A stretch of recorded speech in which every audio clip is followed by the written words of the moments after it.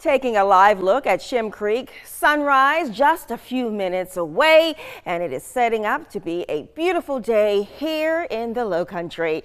Jed Christoph has you covered with weather and traffic together this morning. Beautiful day, but we're dealing with some storms this morning. That's right, and one of them has just been constantly sitting over the same area just to the west of Johns Island. So Johns Island, Wadmalaw, Ravenel area have just been dealing with heavy downpours out there. Storm Team 2 Viper radar.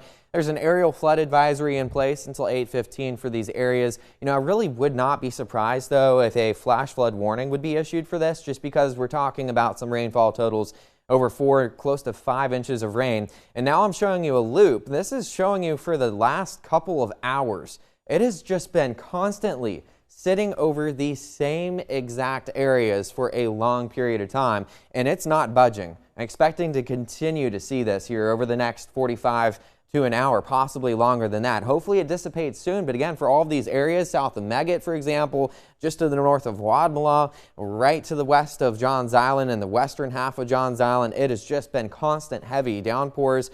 A good bit of lightning activity for a little bit too. So again, just please use caution in this area. At least some minor flooding is ongoing. The good news is that, well, the majority of the rain, the heaviest part, is falling out over the Wadmalaw River and the Stono River too. But I mean, look at Young's Island, nearly 5 inches of rain. So yeah, I would not be surprised to see a flash flood warning in place for some of these areas. So just an early heads up there, we could be dealing with that this morning. 74 degrees right now at the airport in North Charleston. A little bit of a breeze out there, southwesterly winds. We're looking at temperatures generally into the low to mid 70s, upper 70s closer to the coast with winds out of the south and west. Like I mentioned, that's an onshore breeze. Temperatures warm up pretty quickly right into the mid 80s for our daytime highs, some spots into the upper 80s for the afternoon.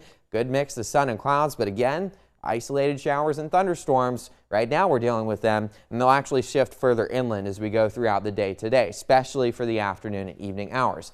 I'll tell you all about this, plus I have a closer look at that full weekend forecast. That's all coming up in just about 10 minutes, but let's go ahead and check right back in on traffic, see how things are doing out there.